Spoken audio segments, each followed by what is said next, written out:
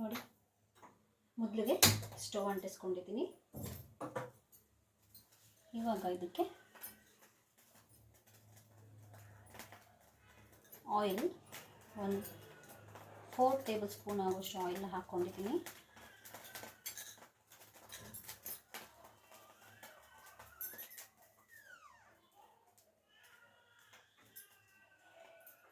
Oil ಕಾಯಬೇಕು.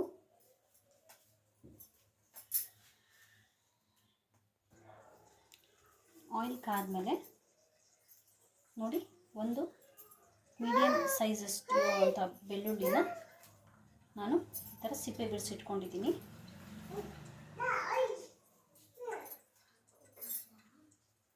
ಎಣ್ಣೆ ಕಾದ್ಮೇಲೆ ನಾವು ಬೆಳ್ಳುಳ್ಳಿನ ಹಾಕಬೇಕು.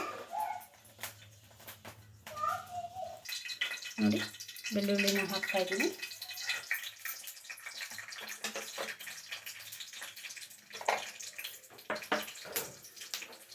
ಬೆಳ್ಳುಳ್ಳಿ ಸ್ವಲ್ಪ ಕಲರ್ ಚೇಂಜ್ ಅಂದರೆ ಸ್ವಲ್ಪ ಗೋಲ್ಡನ್ ಬ್ರೌನ್ ಥರ ಬರುತ್ತಲ್ಲ, ಆ ಕಲರ್ ಹೊಂಬಣ್ಣ ಅಂತ ಹೇಳ್ತೀವಲ್ಲ, ಆ ಕಲರ್ ಬರೋವರೆಗೂ ಸ್ವಲ್ಪ ಸಾಫ್ಟ್ ಆಗೋವರೆಗೂ ನಾವು ಫ್ರೈ ಮಾಡ್ಕೋಬೇಕಾಗುತ್ತೆ.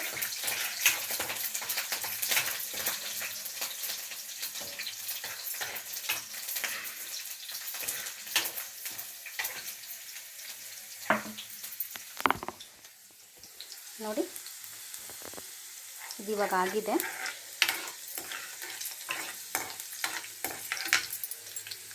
ಈ ಥರ ಆದಮೇಲೆ ನಾನಿಲ್ಲಿ ಸ್ವಲ್ಪ ಖಾರ ಬೇಕು ಅಂತ ಖಾರ ಇರುವಂಥ ಮೆಣಸಿನ್ಕಾಯಿನ 5 ಹಾಕ್ಕೊಂಡಿದ್ದೀನಿ.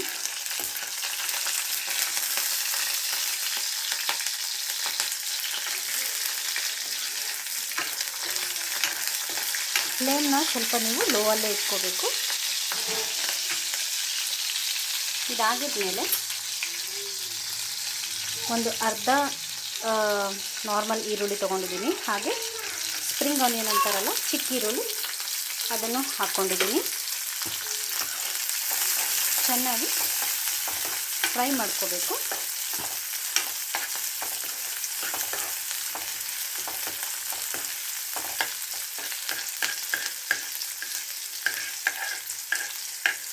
ಹೀಗೆ ಮಧ್ಯದಲ್ಲಿ ಸ್ವಲ್ಪ ಜಾಗ ಮಾಡ್ಕೊಂಡಿದ್ದೀನಿ. ಯಾಕೆ ಅಂತಂದರೆ ಜೀರಿಗೆ ಮತ್ತು ಕಡಲೆಬೇಳೆನ ಹಾಕೋದು ಸ್ಕಿಪ್ ಆಗೋಗಿತ್ತು.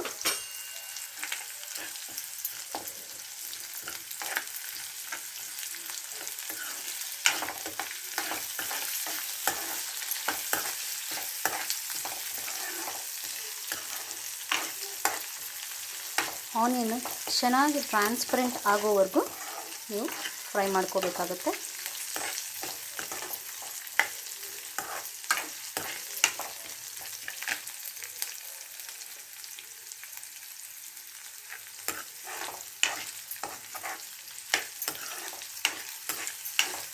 ನನಗಂತೂ ಆ ಸ್ಮೆಲ್ಲೇ ಒಂಥರ ಟೆಂಪ್ಟಿಂಗ್ ಆಗಿದೆ. ಆ ಜೀರಿಗೆ, ಬೆಳ್ಳುಳ್ಳಿ ಮತ್ತು ಈರುಳ್ಳಿ ಇದು ಅರೋಮಾ ತುಂಬ ಚೆನ್ನಾಗಿ ಬರ್ತಾ ಇದೆ ಫ್ರೆಂಡ್ಸ್. ನೀವು ಟ್ರೈ ಮಾಡಿ ನೋಡಿ. ನಾನಿಲ್ಲಿ ಸೊಪ್ಪು ನನ್ನ ಕೈಯಷ್ಟು 2 ಹಿಡಿಯಷ್ಟು ತೊಗೊಂಡಿದ್ದೀನಿ.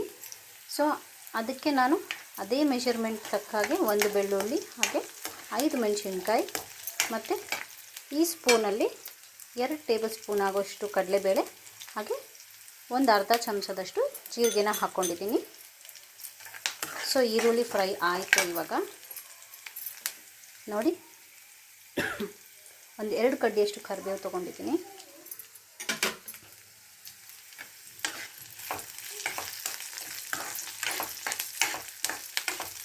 ಕರಿಬೇವು ಸಿಡಿಯೋ ಸೌಂಡ್ ಕೇಳಿಸ್ತಾ ಇದೆ ಅಂತ ಅಂದ್ಕೊತೀನಿ.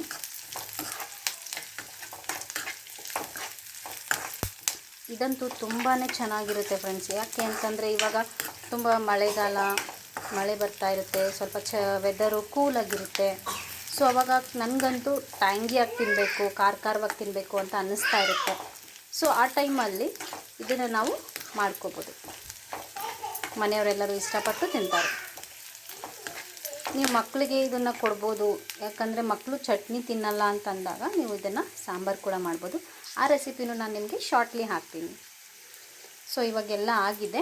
ನಾನು ಗೋಂಗೂರ ಸೊಪ್ಪನ್ನ ಇದರಲ್ಲಿ ಆ್ಯಡ್ ಮಾಡ್ತಾಯಿದ್ದೀನಿ.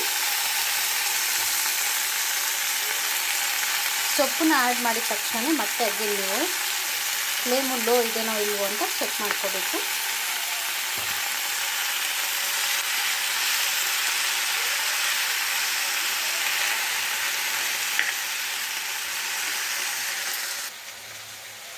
ನೋಡಿ, ಇದು ಎಣ್ಣೆಗೆ ಹಾಕಿದ ತಕ್ಷಣವೇ ಸ್ವಲ್ಪ ಕಲರ್ ಚೇಂಜ್ ಆಗುತ್ತೆ, ಅಂದರೆ ಸ್ವಲ್ಪ ಬ್ರೌನಿಷ್ ಆಗುತ್ತೆ. ಮತ್ತು ನೀವು ಇದೇನು ಒತ್ಕೊಳ್ತಾ ಇಲ್ಲ ಸೀದೋಯ್ತಾ ಆ ಥರ ಏನಿಲ್ಲ. ಇದು ಎಣ್ಣೆಗೆ ಹಾಕಿದ ತಕ್ಷಣವೇ ಅದರ ಕಲರ್ ಚೇಂಜ್ ಆಗುತ್ತೆ. ಈ ಥರ ಚೇಂಜ್ ಆಗುತ್ತೆ. ಈ ಸೊಪ್ಪು ಆ್ಯಕ್ಚುಲಿ ಹುಳಿಗೆ ಹೆಸರುವಾಸಿ.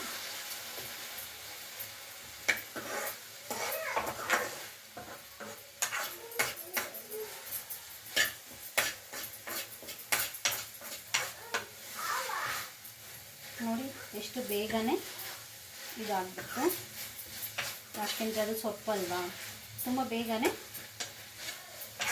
ಫ್ರೈ ಆಗಿಬಿಡುತ್ತೆ. ಸೊ ಈ ಥರ ಸೊಪ್ಪು ಇದು ಕಲರ್ ಚೇಂಜ್ ಆಯಿತು ಫುಲ್ ಎಲ್ಲಾನು ಅಂತ ಅಂದಾಗ ಈ ಸ್ಟೇಜಲ್ಲಿ ನಾವು ಏನು ಮಾಡಬೇಕು ಅಂತಂದರೆ ಉಪ್ಪು ಹಾಕ್ಕೋಬೇಕು.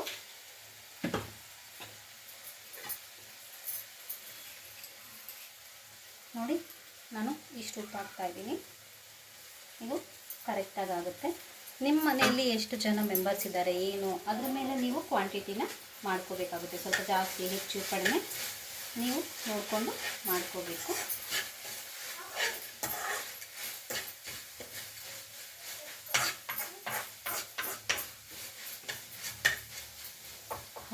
ಎಷ್ಟು ಘಮ ಬರ್ತಾ ಇದೆ ಅಂತಂದರೆ ನನ್ನ ಕೈಯಲ್ಲಿ ತಡ್ಕೊಳ್ಳೋಕ್ಕೆ ಆಗ್ತಾಯಿಲ್ಲ. ಯಾವಾಗ ಚಟ್ನಿ ಟೇಸ್ಟ್ ಮಾಡ್ತೀನಿ ಅಂತ ಅನ್ನಿಸ್ತಾ ಇದೆ. ಸೊ ನಾನು ಇವಾಗ ನೀವು ನೋಡ್ತಾ ಇರ್ಬೋದು ಸ್ಟವ್ ಫ್ಲೇಮ್ ಆಫ್ ಮಾಡ್ತಾ ಇದ್ದೀನಿ. ಆಫ್ ಮಾಡಿಬಿಟ್ಟು ಇದನ್ನು ಕೂಲಾಗೋಕ್ಕೆ ಇಡಬೇಕು. ಹಾಗೆ ಅದಕ್ಕೂ ಮುಂಚೆ ಕೊತ್ತಂಬರಿನ ಚೆನ್ನಾಗಿ ವಾಶ್ ಮಾಡಿಕೊಂಡು ಇಟ್ಕೊಂಡಿದ್ದೀನಿ ನಾನು. ಒಂದು ಸ್ವಲ್ಪ ಅದ್ರ ಮೇಲೆ ಹಾಕಿ ಹಾಗೆ ಇಟ್ಟಿರ್ತೀನಿ ನಾನು. ಅದು ಕೂಲ್ ಆದಮೇಲೆ ಮಿಕ್ಸಿಗೆ ಹಾಕ್ಕೊಂಡು ಗ್ರೈಂಡ್ ಮಾಡ್ಕೋಬೋದು. ಇದು ಇನ್ನೂ ಟೇಸ್ಟ್ ನಿಮಗೆ ಎನ್ಹ್ಯಾನ್ಸ್ ಆಗಬೇಕು ಅಂತಂದರೆ ಯಾರ ಮನೇಲಾದರೂ ಹೊಳ್ಳು ಇರುತ್ತಲ್ಲ ಕಲ್ಲು, ಅದರಲ್ಲಿ ನೀವು ಮಾಡ್ಕೋಬೋದು. ಅವಾಗ ಇನ್ನೂ ಟೇಸ್ಟ್ ತುಂಬಾ ಜಾಸ್ತಿ ಎನ್ಹ್ಯಾನ್ಸ್ ಆಗಿ ನಿಮಗೆ ಟೇಸ್ಟ್ ಸಿಗುತ್ತೆ. ಸ್ವಲ್ಪ ಬೆಂದಿದೆ ಅಂತ ಆ ಸ್ಟೇಜಿಗೆ ಬಂದಿದೆ. ಇವಾಗ ನಾನು ಇದನ್ನು ಮಿಕ್ಸಿ ಜಾರ್ಗೆ ಹಾಕ್ಕೊಳ್ತಾ ಇದ್ದೀನಿ. ಆವಾಗಲೇ ನಾನು ಹೇಳಿದಾಗೆ ನಿಮಗೆ ಟೇಸ್ಟ್ ಎನ್ಹಾನ್ಸ್ ಆಗಬೇಕು ಅಂತಂದರೆ ಹೊರಳು ಕಲ್ಲಿನಲ್ಲಿ ನೀವು ರುಬ್ಕೋಬೇಕು ಇದನ್ನು. ಆವಾಗ ಇನ್ನೂ ಟೇಸ್ಟ್ ಎನ್ಹಾನ್ಸ್ ಆಗಿ ನಿಮಗೆ ರಿಸಲ್ಟ್ ಸಿಗುತ್ತೆ. ಇವತ್ತು ಮಾಡ್ತಿರೋ ನಾನು ಪಚ್ಚಡಿ ದೊಡ್ಡವ್ರಿಗೆ ಅಂತ ಮಾಡ್ತಾ ಇರೋದು. ಯಾಕೆ ಅಂತಂದರೆ ಇಲ್ಲಿ ಹೊಸಕೋಟೆಯಲ್ಲಿ ನಾನು ಹೊಸಕೋಟೆಯಲ್ಲಿರೋದು, ಬ್ಯಾಂಗ್ಳೂರಲ್ಲಿ. ಇಲ್ಲಿ ಸ್ವಲ್ಪ ವೆದರ್ ಕೂಲ್ ಆಗಿದೆ. ಸೊ ಅದಕ್ಕೆ ನಮಗೆ ಇವತ್ತು ಟ್ಯಾಂಗಿಯಾಗಿ ಮತ್ತು ಖಾರವಾಗಿ ಏನಾದರೂ ತಿನ್ನಬೇಕು ಅಂತ ಅನ್ನಿಸ್ತಾ ಇತ್ತು. ಸೊ ಅದಕ್ಕೆ ನಾನು ಇವತ್ತನ್ನು ಪ್ರಿಪೇರ್ ಮಾಡಿದ್ದೀನಿ.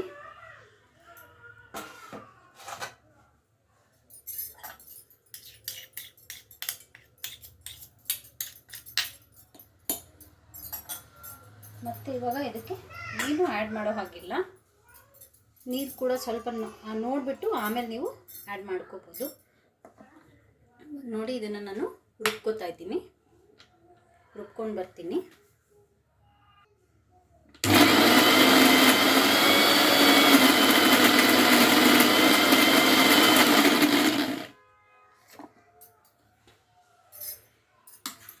ಇನ್ನೂ ಸ್ವಲ್ಪ ಆಗಬೇಕಿದು, ಬಟ್ ನಾನಿಲ್ಲಿ ನೀರು ಯೂಸ್ ಮಾಡಲ್ಲ.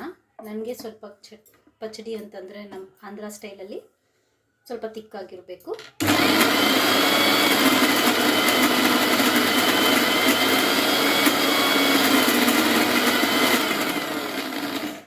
ಇದು ಆ್ಯಕ್ಚುಲಿ ನಮ್ಮ ಮಮ್ಮಿ ರೆಸಿಪಿ, ನಂಗೆ ತುಂಬಾ ಇಷ್ಟ. ನಾನು ಇದನ್ನು ಹೆಚ್ಚಾಗಿ ಬ್ರೆಡ್ ಇರುತ್ತಲ್ಲ, ಸ್ಲೇಸ್ ಬ್ರೆಡ್, ಅದನ್ನು ರೋಸ್ಟ್ ಮಾಡ್ಕೊಂಡ್ಬಿಟ್ಟು ಈ ಚಟ್ನಿನ ಸ್ವಲ್ಪ ಟೀ ಟೈಮಲ್ಲಿ ಅಪ್ಲೈ ಮಾಡಿಕೊಂಡು ತಿಂತೀನಿ. ಇದು ನನ್ನ ಸ್ಟೈಲ್. ನೀವು ಟ್ರೈ ಮಾಡಿ ನೋಡ್ಬೋದು. ಸೊ ನೋಡಿ ಚಟ್ನಿ ರೆಡಿಯಾಗಿದೆ. ಇದಕ್ಕೆ ನೀವು ಒಗ್ಗರಣೆನೂ ಕೊಟ್ಕೋಬೋದು, ಇಲ್ಲ ಹಾಗೇನೂ ತಿನ್ಬೋದು. ಇಲ್ಲಿ ನಾನು ಇವಾಗ ಒಗ್ಗರಣೆ ಹಾಕ್ತಾ ಇಲ್ಲ, ಹೀಗೆ ನಾನು ಯೂಸ್ ಮಾಡೋಣ ಅಂತ ಇದ್ದೀನಿ. ನಿಮಗೆ ಬೇಕಾದರೆ ಒಗ್ಗರಣೆಯಲ್ಲಿ ನೀವು ಮತ್ತು 1-2 ಸ್ಪೂನ್ ಆಯಿಲು, ಸಾಸಿವೆ, ಜೀರಿಗೆ, ಒಣಮೆಣಸು ಹಾಕ್ಕೊಂಡ್ಬಿಟ್ಟು ಇಂಗು ಹಾಕ್ಕೊಂಡು ನೀವು ಒಗ್ಗರಣೆ ಕೊಟ್ಕೋಬೋದು. ನನ್ನ ಚಾನೆಲ್ನ ಸಪೋರ್ಟ್ ಮಾಡಿ. ಹಾಗೆ ನಿಮಗೆ ಈ ವಿಡಿಯೋ ಇಷ್ಟ ಆಗಿದ್ದರೆ ಲೈಕ್ ಮತ್ತು ಶೇರ್ ಮಾಡಿ. ನೀವು ಯಾವ ಊರಿಂದ ಈ ವಿಡಿಯೋನ ನೋಡ್ತಾ ಇದ್ದೀರಾ ಅನ್ನೋದನ್ನು ಕಮೆಂಟಲ್ಲಿ ಹಾಕಿ. ಧನ್ಯವಾದಗಳು ಸ್ನೇಹಿತರೆ.